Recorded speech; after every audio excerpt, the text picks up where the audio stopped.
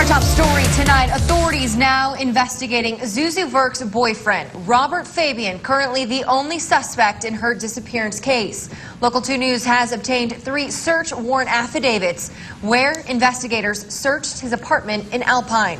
In the reports, it shows police believe that Fabian borrowed a friend's car to, quote, conceal physical evidence tending to show that Robert Fabian has personal knowledge and involvement in the disappearance of Zuzu Verk.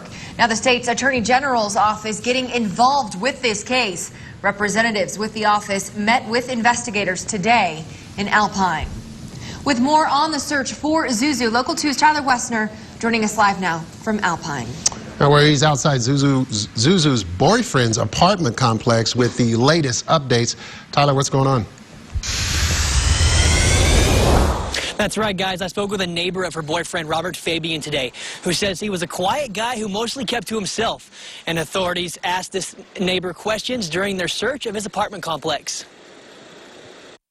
You know, it's certainly an unsettling kind of thing to have happen. The search for the missing Sul Ross student Zuzu Verk, putting many people in Alpine on edge, including Deborah Bloomer, who lives in the same apartment complex as Zuzu's boyfriend, Robert Fabian. Alpine police officers spoke with her during their investigation. Took me in the laundry room, asked me if any of the clothes were mine, and did I recognize any of the other clothing? And I said no, none of them were mine, and I didn't recognize any of them. Bloomer still puzzled as to why investigators dedicated so many resources to the laundry room. Just interesting to watch, like the CSI team that came in. They seem really focused on the laundry room. They've had dogs in there, and it's not a big laundry room by any stretch. Alpine Police Chief Russell Scown says they're trying everything they can to find Zuzu as soon as possible, but it's looking like the search will take longer than they'd like. This is a case that's probably going to take many months before we finish the whole thing. Hopefully we can find Zuzu a lot quicker than that. We want her back with her family. Bloomer remembers seeing Zuzu's car at Fabian's apartment 2 days before she went missing.